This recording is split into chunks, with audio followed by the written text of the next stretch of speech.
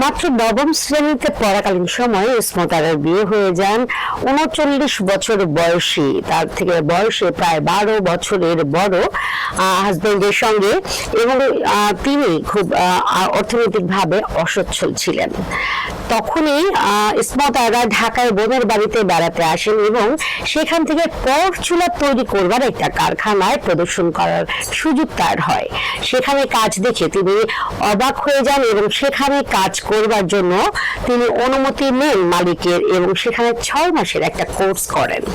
Course শেষ করে এসে তিনি তার শেরপুরের গ্রামের বাড়িতে আরো কিছু নারীদের একত্রিত করে তিনি শুরু করেন স্বল্প পরিসরে পরচুলা তৈরির কারখানা। সেই থেকে শুরু, তিনি অসহায় নারীদের পাশে দাঁড়িয়ে তাদের স্বাবলম্বী করবার অঙ্গীকার নিয়ে শুরু করেন তার যাত্রা। এরপরে ইসমত আরা হয়ে যান ওই শেরপুরের উপজেলার নির্বাচনী কেন্দ্রের একজন সংরক্ষিত আসনের মহিলা ক্যান্ডিডেট, এবং তিনি জয়লাভ করেন এবং সেখান থেকে শুরু হয় অসহায় নারীদের, নির্যাতিত নারীদের নিয়ে তার পথ চলা। একজন নারী হয়ে স্বল্প শিক্ষিত নবম শ্রেণীতে পড়াকালীন সময় যে মেয়েটি শুরু করেন অন্য নারীদের নিয়ে যাত্রা, তার জীবনের সফলতা নিয়ে আসেন অন্য অসহায় এবং অস্বাবলম্বী নারীদের নিয়ে তিনি ইসমত আরা বেগম। এবং এরকম করে আমাদের সমাজের সর্বস্তরে বা দেশের বাইরে দেশে এবং বিশ্বের সবখানে নারীদের জয় জয়কার কিন্তু আছে। ঠিক তেমনি আজকে আমাদের যিনি অতিথি উম্মে সালমা আপু, একাধারে একজন উদ্যোক্তা এবং শেফ। তিনি দেখতে যেমন সুন্দরী, এবং শেফ যখন তার হাতের রান্না নিশ্চয়ই সুস্বাদু হবে আমরা বুঝতেই পারছি। আপুর জানা অজানা অনেক কথা জানবো, পুরো অনুষ্ঠান জুড়ে আমাদের সঙ্গেই থাকুন। শুধু দর্শক, দৈনিক কালের সমাজ এবং ২১শে সংবাদের রোজকারের আয়োজন নারী উদ্যোক্তার সফলতার গল্প অনুষ্ঠানে আপনাদের সবাইকে আমন্ত্রণ জানাচ্ছি। আমি রমনা শিকদার, এবং আমার সঙ্গে আছেন সেই সুদর্শনী প্রিয়দর্শিনী আমাদের উদ্যোক্তা আপু এবং শেফ উম্মে সালমা আপু। আপু আসসালামু আলাইকুম। ওয়ালাইকুম আসসালাম আপু, কেমন আছেন? জি আলহামদুলিল্লাহ ভালো আছি, আপনি কেমন আছেন? আমি ভালো আছি আলহামদুলিল্লাহ। আপু, আমি তো আপনার নাম বলেছি, আপনি একটু আপনার নাম, আপনার উদ্যোগ কি কি এবং কি কি কাজ করছেন কেমন দর্শকদের বলবেন? ধন্যবাদ। আসসালামু আলাইকুম, আমি উম্মে সালমা, আমি শেফ এবং একজন উদ্যোক্তা। আমি হোমমেড খাবার নিয়ে কাজ করি। আমার পেজের নাম হলো উম্মেস কিচেন। সব ধরনের খাবার আমার পেজে পাওয়া যাবে, ডেজার্ট থেকে শুরু করে কেক আইটেম, তারপরে আপনার হলো থাই, চাইনিজ, বাংলা খাবার, সব ধরনের খাবার, পিঠা পুলি আছে। চমৎকার! মানে একটা পেজে আপনারা সমস্ত কিছু পেয়ে যাবেন, শাহী খাবার থেকে শুরু করে ফাস্ট ফুড এবং হচ্ছে ডেজার্ট আইটেম, পিঠা পুলি, মানে কি নেই এরকম একটা পেজ কিন্তু আমি মনে মনে খুঁজছিলাম, তো আমি পেয়ে গেছি। আমার মনে হয় আমার দর্শক যারা দেখছেন আপনারা পেয়ে গেছেন যে উম্মেস কিচেন, এই পেজটিতে আপনারা চোখ রাখলে সমস্ত কিছু পেয়ে যাবেন। আপনি এবার একটু জানতে চাই যে আপনি মানে আপনার এই উদ্যোগের বয়স বা আপনি শেফ হয়েছেন এটা কত বছর? এটা সম্ভবত ২০২০ সালে অক্টোবরে আমার পেজটা খোলা হয়েছে। তো পেজ খোলার পরে আমি এই শেফ কোর্সটা করে ফেলি। আচ্ছা আচ্ছা, চমৎকার! মানে আপনি শিখে পড়েই নেমেছেন? জি। আচ্ছা, খুব ভালো। আমার হলো ছোটবেলা থেকে রান্নার উপরে একটা ইয়া ছিল, তো হ্যাঁ আগ্রহ ছিল। তো আমি প্রচুর রান্না বান্না করতাম সবসময়, এটা আমার ছিল সেই স্কুল লাইফ থেকে। আচ্ছা। তারপরে বিয়ের পরে যখন বাচ্চা টাচ্চা হয়ে যায় তখন তো আমার সব খাবার ফ্রিজেই থাকতো, আমি কখনো বাইরে থেকে খাবার কিনতাম না, ফ্রোজেন করা থাকতো। তারপরে যখন আমার ছোট মেয়েটাও ক্লাস 7-এ পড়ে, ও দেখে যে আমার অনেক শখ এই রান্না বান্না নিয়ে, তখনও আমাকে একটা পেজ খুলে দেয়। আচ্ছা, আমার যাত্রা শুরু সেখান থেকে, আমার শেফ কোর্স করা। চমৎকার! মানে একজন মানুষের ছোটবেলা থেকে তার আগ্রহ রান্নার প্রতি, মানে ভাই বোন কিছু থাকে না যে প্রতিভা নিয়ে জন্মায়, এরপর পরিবার তো আছে, পরিবার থেকে সে আগ্রহ আরো বেশি তৈরি হয়, এরপর তখন থেকে শুরু, এবং সেই থেকে আপুর রান্না চলছে। এবং তিনি ২০২০ সালে যখন তিনি উদ্যোগ শুরু করেন তখনই কিন্তু একদম শিখে পড়ে শেফ কোর্স করে আপু নেমেছেন। ব্যাপারটা কিন্তু অনেক বেশি প্রশংসনীয়। এবার একটু বলবেন যে আপনার জন্ম এবং বেড়ে ওঠা কোথায়, একটু দর্শকদের বলবেন। আমার জন্ম হলো বরগুনা জেলার আমতলী উপজেলা, মানে আমতলী পৌরসভার মধ্যে আমার জন্ম। ওখানে বেড়ে ওঠা, ওখানে পড়াশোনা আমার। 96 সালে আমার বিয়ে হয়ে যায়, তখন আমি হাজবেন্ডের সাথে ঢাকাতে চলে আসি। আচ্ছা, আপনি এবার একটু বলবেন যে আপনার মানে ছোটবেলায় কিরকম মনে হতো যে সবাই আপনাকে আপনার নিজের নামে চিনবে, মানে আইডেন্টিটি যে ব্যাপারটা তখন কি ছিল এটা? মানে আসলে আমার ওই তখন থেকেই ছিল, কিন্তু তখন তো আসলে এরকম ছিল না, প্ল্যাটফর্মগুলো ছিল না। হ্যাঁ, ই-কমার্স ছিল না, যার কারণে আমার অতটা আসলে, আমার বাবাও ছিল একটু কনজারভেটিভ। আচ্ছা আচ্ছা। তারপরে যখন আমি মানে তখন মানে সুযোগ ওভাবে আসবে কিনা আসলে এটা মাথায় ছিল না যে এই সুযোগটা কি কখনো আসবে কিনা, কিন্তু মনের তো একটা ইচ্ছা থাকে। আসলে আমার মনে হয় যে ম্যাক্সিমাম 90% মেয়েদেরই এরকম একটা ইচ্ছা থাকে যে নিজের একটা নিজে হোক, নিজের একটা নাম হোক, নিজের একটা আইডেন্টিটি হোক। তো আসলে এটা সব মেয়েরই থাকে, তো আমার বেলাও একটা ব্যতিক্রম না, এটা ছিল। চমৎকার। আসলে প্রত্যেকটা মানুষই, শুধুমাত্র নারীদের কেন, প্রত্যেকটা মানুষই নিজস্ব আইডেন্টিটি চায়। আমি আমার নামে প্রতিষ্ঠিত হতে চাই, তো সবাই চায়। সো আপনিও তার ব্যতিক্রম নন। আপনি এবার একটু জানতে চাই যে আপনি যখন এই উদ্যোগটা শুরু করেন, পেজটা তো আগেই ক্রিয়েট করেছেন নাকি? পেজ শুরু করে মানে রান্না শিখে পেজ ক্রিয়েট করে এরপর আপনি হচ্ছে ব্যবসায়ী মানে বাণিজ্যিক ভাবে শুরু করেছেন নাকি? আসলে মূলত ব্যাপারটা হলো আমার পেজটা খুলে দিল আমার ছোট মেয়ে, তখন আসলে আমি ওভাবে চিন্তা করি নাই। তো পেজটাও খুলে দিল, কারণ আমার রান্না কত সালের কথা? এটা 2020 সালের, মেবি অক্টোবরের দিকে। তো মানে গল্প করতেছিলাম তো বসে, তখন লকডাউনও আসে নাই, তার আগে রোজার মধ্যে বসে বসে গল্প করছিলাম। আমার আসলে 3টা বেবি, 3টাই মেয়ে। তো ছোটটা হলো তখন ক্লাস 7-এ পড়ে, তো ও মানে মোবাইল নিয়ে দুষ্টামি করতে করতে একটা পেজ খুলে ফেলে, পরে আরেকটা ইউটিউব চ্যানেলও খুলে ফেলে ও।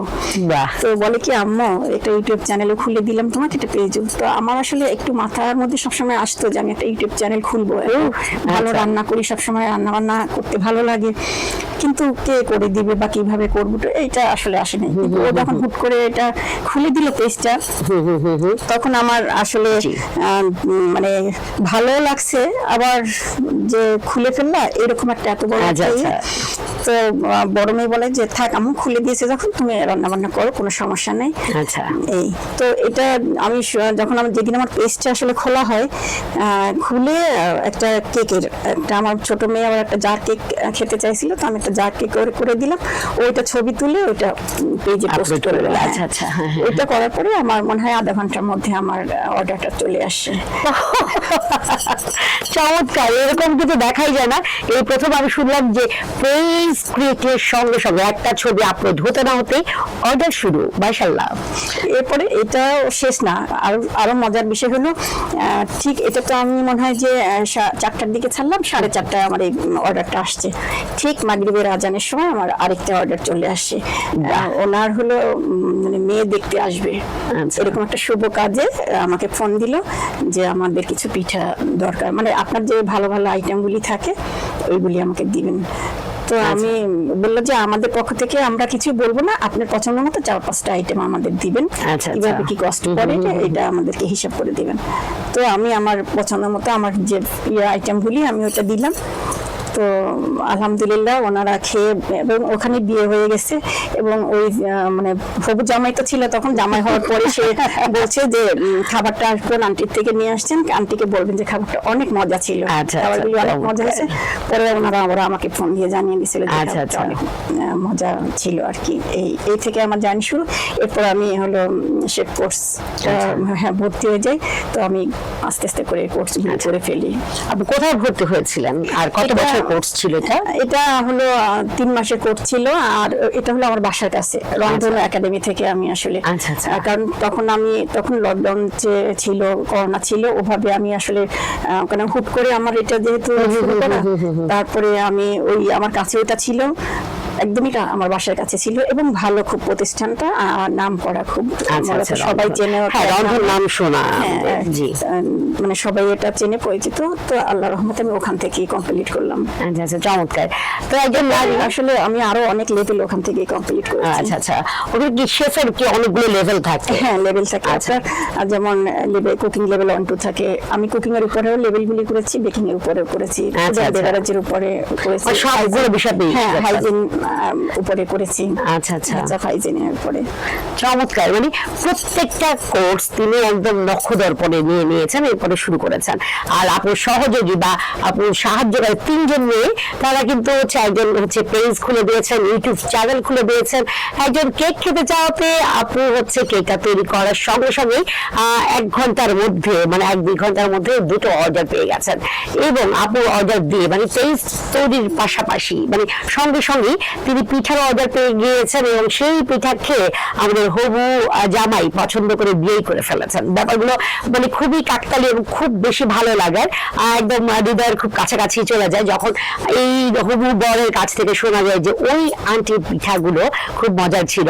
একদম বাণিজ্যিক ভাবে উদ্যোগের সঙ্গে সঙ্গে যদি এই ধরনের কিছু কমপ্লিমেন্ট পাওয়া যায়, সেটা আসলে খুব হৃদয়ে ছুঁয়ে যায়, খুব কাছাকাছি, তখন আর ভালো লাগা আরো বেশি কাজ করে।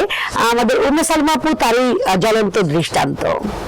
আপনি এবার একটু বলবেন যে আপনি যখন বাণিজ্যিক ভাবে শুরু করলেন, তো আপনি তো কোর্স করে সবকিছু করে নেমেছেন, তো আপনি যখন প্রথম অর্ডারটা গেল বাণিজ্যিক ভাবে যখন, তো তখন হচ্ছে আপনার অনুভূতিটা কি ছিল, এবং যে টাকাটা পেয়েছিলেন ওই টাকাটা আপনি আসলে কি কি করেছেন আমার দর্শকদের একটু বলবেন। আসলে তখন অনুভূতিটা মানে খুবই ভালো লাগাচ্ছিল। আচ্ছা, এটা আসলে একমাত্র মানে সেই বোঝে যে তার কেমন ফিল। অবশ্যই একটু ভয়ও লাগছিল, কারণ একদম পেজ খোলার সাথে সাথে অর্ডার আসছে। তারপরে কি রকম হবে এটা আসলে কাস্টমারের হাতে পৌঁছানো, তাদের খাওয়া পর্যন্ত একটা টেনশন থাকে। সুন্দরভাবে এটা পৌঁছানো, তারপরে তারা খেয়ে রিভিউ দেওয়া, একটা টেনশন থাকে। যখন এটা সুন্দরভাবে পৌঁছে যায় এবং খেয়ে ভালো রিভিউ আসে, তখন আসলে মানে খুব ভালো লাগা একটা কাজ করে। তো ওভাবে একটা খুব ভালো লাগা কাজ করছিল। আবার ওই টাকাটা দিয়ে আমি মানে আমি রেখে দিছিলাম, কারণ আমার কিছু বাজার করতে যে খরচ হয়েছে ওটা আমি ওখান থেকে আলাদা করে ওটা রেখে দিয়েছিলাম। তো পরে এভাবে আস্তে আস্তে করে যখন অর্ডারটা আসে, তখন তো আমার ওই টাকা আসে, ওখান থেকে রেখে দিই, কিছু খরচ হয় রেখে দিই, এভাবে করে করে আসলে চলছে। চমৎকার। এভাবে আসলে উদ্যোগ শুরু হয় এবং এটা চলতে থাকে, যে রোলিং যে বিষয়টা এভাবে আপু রোল করেছে তার টাকাকে, এবং সেখান থেকে আজকে তিনি কিন্তু একজন সফল নারী উদ্যোক্তা। আপনি এবার একটু বলবেন যে আপনার এই উদ্যোগে, আপনার যে উম্মেস কিচেনে আপনি যে খাবারগুলো দেন, সেটা কি আপনি কোনো ডেলিভারি কোম্পানির সাথে চুক্তিবদ্ধ, নাকি আপনারা নিজেরা ডেলিভারি করেন বা যারা অর্ডার দেয় তারা ডেলিভারি নিয়ে যায়, কি বিষয়টা? আসলে কিছু আছে, আমার পার্সোনাল ডেলিভারি ম্যান আছে। আচ্ছা, ওনাকে দিয়ে পাঠাই। আবার কিছু আছে হয়তো আশেপাশে পরিচিত, ওনারা হয়তো এসে নিজেরাই নিয়ে যায়। আর আমাদের আসলে আমরা যারা খাবার নিয়ে কাজ করি বা আমরা যারা উদ্যোক্তা, তাদের প্রত্যেকেরই আসলে এরকম ডেলিভারি ম্যান থাকে, অথবা কোনো কোম্পানির সাথে চুক্তি থাকে। তো আমার ওটা পার্সোনাল একটা ডেলিভারি ম্যান আছে। আচ্ছা, আপনি এবার একটু জানতে চাই, সেটা হচ্ছে যে ডেলিভারি নিয়ে আসলে অনেক কমপ্লেইন আমরা শুনি, তো আপনার ডেলিভারি নিয়ে কোনো খারাপ অভিজ্ঞতা বা ভালো অভিজ্ঞতা কোনোটা কি আছে যেটা শেয়ার করতে চান? আসলে আমার ওরকম সমস্যা খুব একটা হয় নাই। একবার একটা প্রবলেম হয়েছিল, একটা ফ্রোজেন আইটেম যাবে তো রোজার মধ্যে, তো উনি সেই খুলনা থেকে আমাকে অর্ডার করছিলেন, ঢাকাতে ওনার আত্মীয় স্বজন থাকেন, ওনাদের জন্য। তো আমি একদম ঠিক মতো সুন্দর করে সবকিছু প্যাকিং করে ডেলিভারি ম্যানের হাতে দিয়ে বললাম যে এটা আপনি, এটা বোধহয় আপনার খিলগাঁওতে সম্ভবত ছিল অর্ডারটা। তো বললাম যে আপনি সুন্দর করে এটা পৌঁছে দেবেন, কোনো যেন নষ্ট না হয়, আর একটু তাড়াতাড়ি দিবেন, কারণ এটা ফ্রোজেন তো এটা পানি ছেড়ে দেবে। কিন্তু উনি তো সেই আমার কথা কিছুই শুনলো না। তো ওভাবেই সে সারাদিন ঘুরে টুরে সে সন্ধ্যার আগে আগে ওটা পৌঁছায় দিল। আর যখন ওনারা বক্স খুলছে, তখন তো একটার সাথে একটা লেগে টেগে গেছে। তো ওনারা তো আসলে সরাসরি আমাকে চেনে না, যে অর্ডারটা করছে তাকে বলছে। তো সে আমাকে ফোন দিয়ে বলল যে আপু আসলে খাবারগুলি অনেক মজা ছিল, অনেক মজা, এটা নিয়ে আমাদের কোনো ইয়া নাই, কিন্তু মানে খাবারগুলি আসলে একটু ওলট ফলট নষ্ট এরকম হয়ে গেছে, হয়তো ডেলিভারি। আমি আপু আমি এটা ডেলিভারি ম্যানকে সুন্দর করে বুঝাই বলে দিছি, কিন্তু এই মানে এই একটা আমার হয়েছিল আর কি। আচ্ছা আচ্ছা, আমি একটু বলবো আমাদের ডেলিভারি কোম্পানিতে যারা সংশ্লিষ্ট কর্তৃপক্ষ যারা আছেন তাদের একটু বলবো যে আপনারা আপনাদের কোম্পানিতে ডেলিভারি ম্যান যাদের নিয়োগ দিবেন, আপনারা একটু দয়া করে সবাইকে একটু বলে দিবেন যেন কাস্টমারের পণ্যগুলো যথাযথ যথাযথ ভাবে একটু আদরের সহিত যেন সেগুলো গ্রহণ করে এবং প্রদানের ক্ষেত্রে যেন সেই মায়া বা মমতা নিয়ে যেন প্রদান করেন। কারণ একজন উদ্যোক্তা যে মায়া ভালোবাসা দিয়ে তাদের খাবারগুলো তৈরি করেন, বা শুধুমাত্র খাবার কেন, যে কোনো পণ্য তারা যখন ক্লায়েন্টের কাছে পাঠান তারা খুব আগ্রহ ভালোবাসা নিয়ে সেগুলো পাঠান, এবং সেগুলো যখন নষ্ট হয়, ক্লায়েন্ট যখন বিরক্তি প্রকাশ করে, সেটা আসলে উদ্যোক্তাদের জন্য খুবই কষ্টের, কারণ তারা জানে কতখানি মায়া ভালোবাসা তার সঙ্গে জড়িত। তো আমি একটু ডেলিভারি কোম্পানির সংশ্লিষ্ট ঊর্ধ্বতন কর্তৃপক্ষ যারা আছেন তাদের কাছে অনুরোধ করবো যে এই বিষয়টা মাথায় রাখবেন প্লিজ। আপনি এবার একটু জানতে চাই যে নতুন উদ্যোক্তাদের জন্য আপনাদের হচ্ছে মানে আপনার কি মনে হয় নতুন উদ্যোক্তাদের প্রশিক্ষণ নেওয়াটা কতখানি জরুরি? আসলে প্রশিক্ষণটা অনেক জরুরি। আচ্ছা। অনেক ক্ষেত্রেই এটা জরুরি, কারণ প্রশিক্ষণ নিয়ে করলে সেই কাজটা আসলে ভালো হয়। যেমন প্রতিষ্ঠান যদি না থাকে, আমরা বাসায় বসে শিক্ষা গ্রহণ করলাম, আসলে ওইটা তো না, একটা সার্টিফিকেট দরকার হয়। আচ্ছা। একটা সার্টিফিকেটের ভ্যালু থাকে, একটা সার্টিফিকেট থাকলে সে পড়াশোনা করে আসে, সে একদম খুঁটিনাটি সবকিছু জানতে পারে, আচ্ছা, আচ্ছা। জেনে তারপরে সে এই কাজটা করে। আচ্ছা। তো আমার মনে হয় যে আসলে এটা প্রশিক্ষণ নিয়ে, আর এখন তো অনেক প্রতিষ্ঠান বের হয়েছে, আচ্ছা, তারপর আচ্ছা। অনেক আপনার হলো বেসরকারি ভাবে অনেক এনজিও বের হয়েছে, প্রশিক্ষণ দেয়। তো আমার মনে হয় এটা করে নিলে বেটার হয়। তো আমি একটু বলবো যারা আমাদের আজকের এই দর্শক উম্মে সালমা আপুর এই পর্বটা দেখছেন, আপনাদের একটু অনুরোধ করবো, আপনার যারা জানেন যে আমি এমনিতে খুব ভালো পারি, তারপরে আপনার কাজকে আপনি আর একটু পলিশ করবার জন্য, আর একটু শান দেওয়ার জন্য আপনার স্কিলটাকে আর একটু ডেভেলপ করে তারপরে কাজে নামবেন, তাহলে দেখবেন যে আপনার খুঁটিনাটি আসলে বাণিজ্যিক ভাবে যখন কাজ করবেন, খুঁটিনাটি অনেক বিষয় থাকে যেগুলো আমরা হয়তো জানি না। আমরা অনেক কিছু জানি, আবার অনেক কিছুই জানি না। তো ওই জিনিসগুলো আপনারা যখন শিখে পড়ে আসবেন, আপনাদের জন্য অনেক বেশি সফলতা বয়ে আনবে।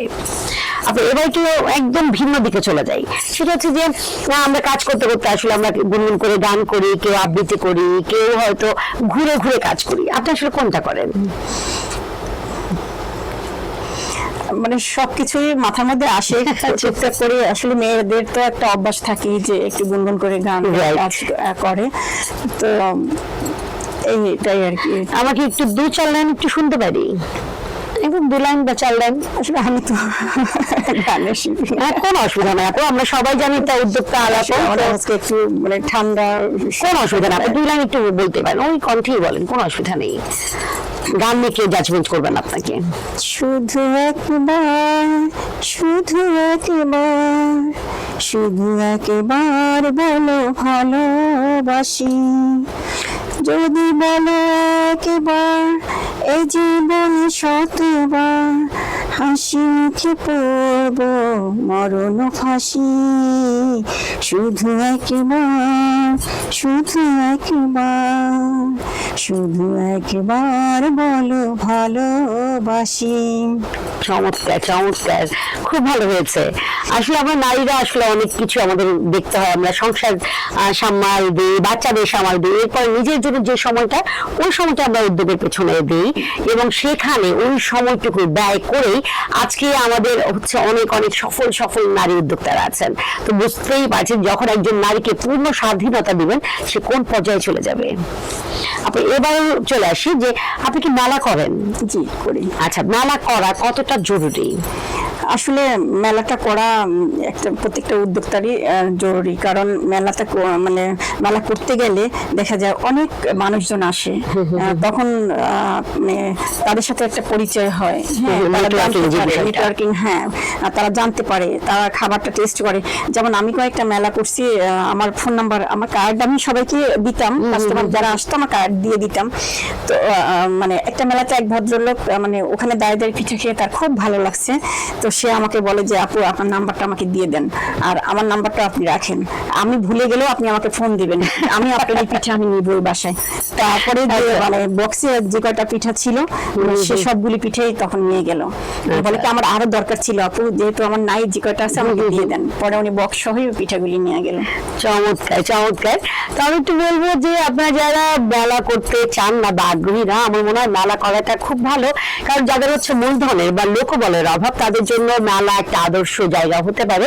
আপনার পণ্যের ব্র্যান্ডিং, আপনার পণ্যের গুণগত মান বা ক্লায়েন্টের ইনস্ট্যান্ট রিভিউ পাবার ক্ষেত্রে এবং নেটওয়ার্কিং এর জন্য দারুণ একটা সুযোগ। আপনার হচ্ছে পণ্য প্রমোট করা যেটা বলেন বা নিজেকে প্রমোট করা, সবকিছুই কিন্তু এক মেলাতে সম্ভব। তো আমার মনে হয় যে নতুন উদ্যোক্তা বা পুরাতন যারা আছেন, মেলা করাটা খারাপ কিছু না। এবার একটু চলে আসি যে আমাদের নারী পুরুষ নির্বিশেষে আমাদের অনেক প্রতিবন্ধকতা থাকে। তো আপনার জীবনের প্রতিবন্ধকতা কি ছিল এবং সেখান থেকে আপনি কিভাবে ওভারকাম করেছেন? আসলে আমরা নারীদের আসলে উদ্যোক্তা হওয়াটা একদম সমাজে পরিবারের এটা মেনে নিতেই চায় না আসলে। তো সেখান থেকে আমরা আসলে যেহেতু কাজ শুরু করেছি, তো আমাদের তো শেষ পর্যন্ত যেতেই হবে, কারণ আমি নিজে এটা যেহেতু শুরু করছি। তো অনেক বাধা আসছে, অনেক মানে আসছে, প্রবলেম হয়েছে, কিন্তু তারপরে আমি আসলে থেমে থাকিনি, হাল ছাড়িনি। তো আমি আর কি আমার বিজনেসটা আমি যে 7-8 বছর হয়ে গেল আমি এটা করতেছি। তো মানে ছিল অনেক প্রতিবন্ধকতা ছিল, তার মধ্যেও ওভারকাম করে আসছে আর কি, চলতেছি। ইনশাআল্লাহ ভবিষ্যতে চলবে ইনশাআল্লাহ, আমরা দোয়া করি। মানে আমাদের নারীদের আসলে অনেক প্রতিবন্ধকতা থাকে, কিন্তু আপু কিন্তু হাল ছাড়েনি।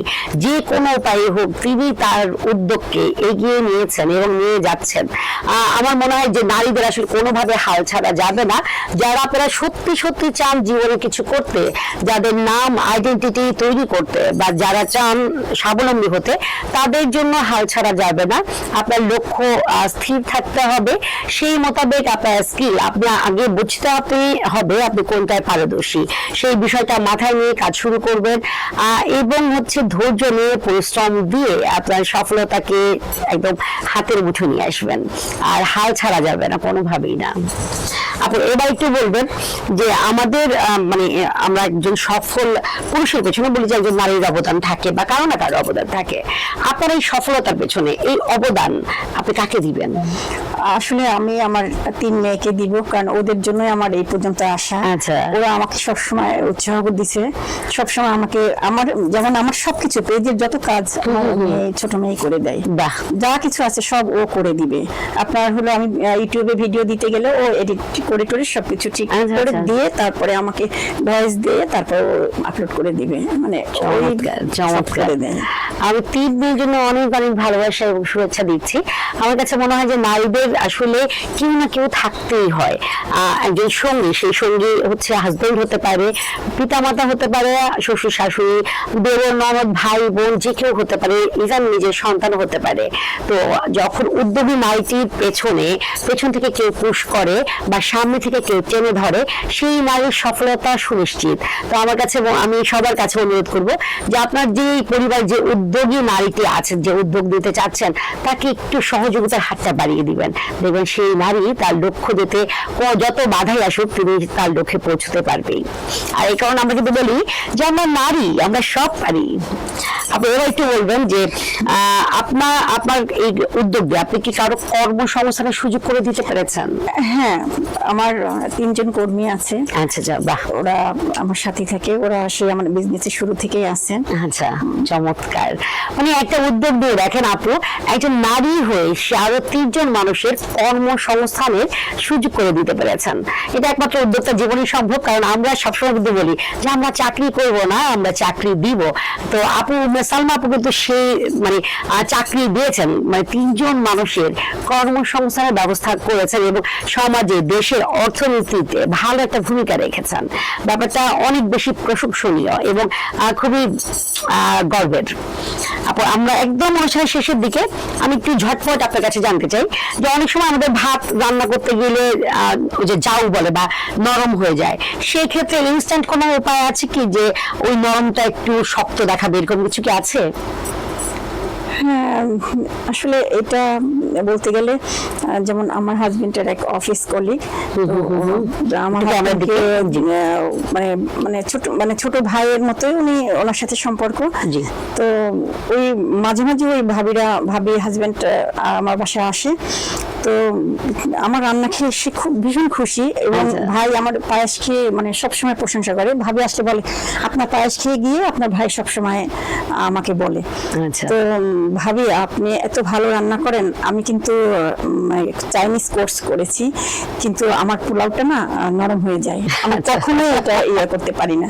তো আমি তখন ওনাকে বললাম যে ভাবি যখনই দেখবেন আপনি পোলাওটা একটু নরম হয়ে গেছে, আপনি চুলা থেকে উঠায় ফেলবেন, ওটা উঠায় ফেলে একটু ফ্যান ছেড়ে দিয়ে ফ্যানের নিচে কতক্ষণ ঠান্ডা করবেন, ঠান্ডা করার পরে ওটা আপনি ফ্রিজে দিয়ে দিবেন। আচ্ছা। ফ্রিজে দিয়ে দিলে দেখবেন আধা ঘন্টার মধ্যে ওটা একদম মানে অনেকটা হয়ে যায়। তারপর আপনি নামাবেন, নামায় যদি আপনি হাত দিয়ে একটু ওটা করে দেন, দেখবেন একদম সুন্দর ঝরঝরা হয়ে গেছে এটা। চমৎকার ব্যাপারটা, আমিও জানতাম না, আমিও শিখে নিলাম। এবং আমার মনে হয় আমার যে আজকে দর্শকগুলো আছেন, উম্মে সালমা আপনি এই পর্বটি দেখছেন, তারাও কিন্তু অনেক উপকৃত হয়েছেন।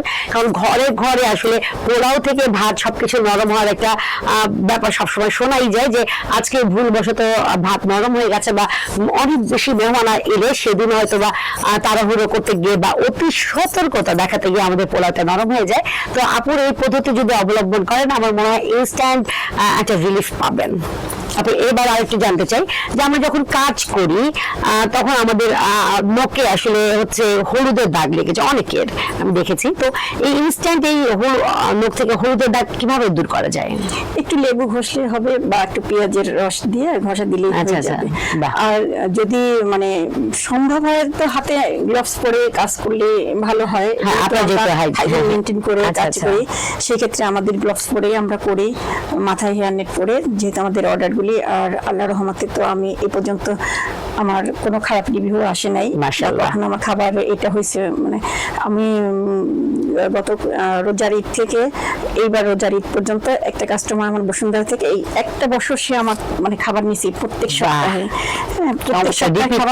হ্যাঁ, এটা তো আপনাদের উদ্যোক্তা জীবনের সবচেয়ে বড় সফলতা। এবং যে খেতে বসে মেয়েটা বললো যে খাওয়া পরে আগে তুমি এখনই একটু আন্টিকে ফোন দাও, যে আমার মেয়ে বলছে যে খাবারগুলি অনেক টেস্ট হয়েছে, অনেক মজা হয়েছে, আন্টিকে আগে একটু জানাই না ফোন। আমার তো ভীষণ লোভ লাগছে এরকম মজাদার মজাদার খাবারের কথা শুনে, যে আর এরকম রিপিট কাস্টমার, এটা আসলে সার্থকতা উদ্যোক্তা জীবনে। আপু আমি একটু এই বিষয়টা জানতে চাই যে আপনার যখন একটু বাল্ক আকারে অর্ডার আসে, নিশ্চয়ই আসে, তো সেই ক্ষেত্রে আপনাকে কতদিন আগে অর্ডার দিতে হবে? না ওইটা সমস্যা নাই, ওটা আমাকে যদি নরমালি খাবার হয় একদিন আগে দিলে হয়, আর যদি একটু বেশি হয় সেটা 2 দিন আগে করলে ভালো। একটু যেহেতু 50 জন 100 জনের খাবারটা আসে, তখন আমাকে 2 দিন আগে, কারণ 50 জন 100 জনের খাবারের বাজারটা তো আমাকে ভর্তি করতে হয়। আর এমনিতে নরমাল যে ইয়েতে আসে ওটা একদিন আগে বললেই হয়। আচ্ছা আচ্ছা, চমৎকার। তো আপনারা যারা হচ্ছে উম্মেস কিচেনে অর্ডার প্লেস করতে চান, আপনারা কিন্তু আপনারা এই কথাগুলো মাথায় রাখবেন যে আপনারা যদি বড় আকারে অর্ডার দিতে চান তাহলে 2 দিন আগে অর্ডারটা দিবেন। আর যারা হচ্ছে দৈনন্দিনের অর্ডার দিতে চান, আপনারা কিন্তু 1 দিন আগে বললেই আপনি কিন্তু অর্ডারটা পৌঁছে দিবেন। আপু আপনার খাবারে কি কাস্টমাইজ করার সুবিধা আছে? যে অনেকে বলে যে আমি সয়াবিন তেল খাবো না, আমাকে হচ্ছে অলিভ অয়েল দিয়ে রান্না করতে হবে, কাস্টমাইজ করে দেন? হ্যাঁ অবশ্যই। আচ্ছা, মশলার ব্যাপার সবকিছু কাস্টমাইজ করা যাবে। তো আমাদের এই বিষয়টা খুব বেশি লোভনীয় যে কাস্টমাইজ করে দেয়া খাবার। তো আপনারা যারা হচ্ছে বাইরে থেকে হোটেলে গিয়ে বিভিন্ন খাবার খান এবং মানে রোজ দিন ডাক্তার কাছে দৌড়ান গ্যাসের প্রবলেম নিয়ে, আমার মনে হয় যে আপনারা কিন্তু এই ধরনের উদ্যোক্তাদের কাছে যেতে পারেন, যে তার মধ্যে উম্মেস কিচেন অন্যতম। সেখানে আপনারা কিন্তু কাস্টমাইজ করা খাবার পেয়ে যাবেন, আপনার পছন্দ অনুযায়ী স্বাদ অনুযায়ী আপনারা কিন্তু খাবার তৈরি করে দিবে। তো এটা খুব বেশি লোভনীয় একটা অফার। আমার কাছে মনে হয় যে আপনারা জলদি হোটেলে না ঘোরাঘুরি করে আপনারা উম্মেস কিচেনে কিন্তু এই অর্ডার গুলো দিতে পারেন, এবং যে কোনো খাবারের জন্য আপনারা কিন্তু আপনাদের পেজে চোখ রাখতে পারেন। আপু আরেকটু বলবেন যে আপনার সিগনেচার আইটেম কোনগুলো? আসলে আমি এটা করতে পারি নাই, আমার সিগনেচার আইটেম আমি করতে পারি নাই, কারণ আমি যে খাবারটাই করি ওই খাবারটাই দেখা যায় মানে আমি এটা সিগনেচার করবো, কিন্তু দেখা যায় যে আরেকটা খাবার রেডি করলে ওইটাই মানে ওইভাবে আমার সিগনেচার আইটেম হয় না। তবে আমার একটা পিঠা আছে, এই পিঠাটা আসলে মানে আমি যতজনকে খাইছি আমার এই মানে উদ্যোক্তা লাইফে, অথবা আমার মেয়েরা পড়াশোনা করছে স্কুল কলেজ ভার্সিটি ইয়াতে, যত ভাবিরা বা আমার ফ্রেন্ড সার্কেল, এটা খুব আমি প্রশংসা পেয়েছি।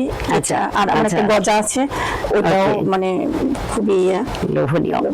তো আপনারা যারা আপু আপু আসলে এত ভালো রান্না করে, আপু কোনটাতেই নিজস্ব সিগনেচার আইটেম বলে চালাতে পারেনি, কারণ একটা চাইতে একটা ভালো এবং তার কাছে সবগুলোই সমান জনপ্রিয় এবং প্রিয় আসলে। তো আমার মনে হয় যে আপনারা যারা বাইরে থেকে খাবার দিতে চান বা চিন্তা করছেন যে থাই ফুড বা শাহী খাবার বা বাংলা খাবার বা ফাস্ট ফুড একটা পেজে চান, আপনারা সব এক জায়গাতে পেতে চান, তারা কিন্তু উম্মেস কিচেনে যোগাযোগ করতে পারেন, সেখানে আপনারা একত্রে সব খাবার পেয়ে যাবেন।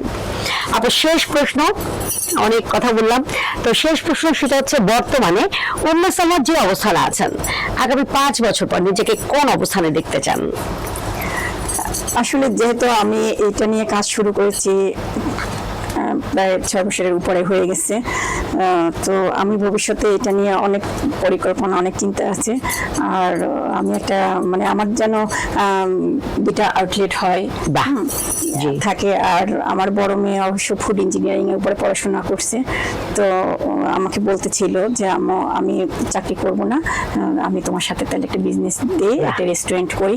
আমি বলছি না, তোমার এত অল্প বয়সে এটা দরকার নেই, তুমি আর চাকরি করে নাও। হ্যাঁ, ও পড়াশোনা শেষ, পড়াশোনা শেষ করে ও চাকরি করতেছে। তো মানে এটা আমার আছে যে আমার আউটলেট হোক। হ্যাঁ, স্বপ্ন। চমৎকার। আপু কিন্তু খুব বেশি কিছু চাইনি, দেখেন দুটো আউটলেট চেয়েছে এবং সেখানে অনেক মানুষ তাদের কর্মসংস্থানের সুযোগ করে দিতে পারবে। আপু অনেক মানুষ মিলে কাজ করবে, তাদের আপুর খাবারের ব্র্যান্ডিং চায়, আপু চায় সবাই এক নামে উম্মেস কিচেন চিনুক এবং সেখান থেকে খাবার তারা যেন চোখ বন্ধ করে বিশ্বাস করতে পারে যে এই খাবার উম্মেস কিচেনের খাবার মানে হচ্ছে সুস্বাদু, গুণগত মান সম্পন্ন, পুষ্টিগুণ সম্পূর্ণ খাবার। তো আপু এইটাই চায়, খুব বড় কিছু চাওয়া না, আমরা আপুর জন্য দোয়া এবং শুভকামনা দুটোই করতে পারি। আপু অসংখ্য ধন্যবাদ, আমাদের অনুষ্ঠানে এসেছেন, আপনার মূল্যবান সময় দিয়েছেন, কৃতজ্ঞতা। আপনাকে অনেক ধন্যবাদ আমাকে এখানে আমন্ত্রণ করার জন্য, আর ধন্যবাদ কালের সমাজকে যে আমাদের জন্য এত সুন্দর একটা প্ল্যাটফর্ম ওনারা করেছেন, ওনাদেরকে অনেক অনেক ধন্যবাদ। ধন্যবাদ। শুধু দর্শক, দেরি কালের সমাজ এবং 21 সংবাদের রোজকারের আয়োজন নারী উদ্যোক্তা সফলতার গল্পের আজকের এই পর্বটি, উম্মেস সালমাপুর এই পর্বটি আপনাদের কেমন লাগলো? আপনাদের মূল্যবান মতামত দিতে একদমই ভুল করবেন না। আর আপনারা যারা এই অনুষ্ঠানে আসতে চান, আপনারা কিন্তু আমাদের সরাসরি ইনবক্স করতে পারেন বা হচ্ছে স্ক্রলে একটা হোয়াটসঅ্যাপ নাম্বার যাচ্ছে, সেখানে আপনারা নক দিতে পারেন। আজকে পর্যন্ত সবাই সুস্থ থাকুন, ভালো থাকুন, আমাদের সঙ্গেই থাকুন। আল্লাহ হাফেজ, আসসালামু আলাইকুম, শুভ সন্ধ্যা।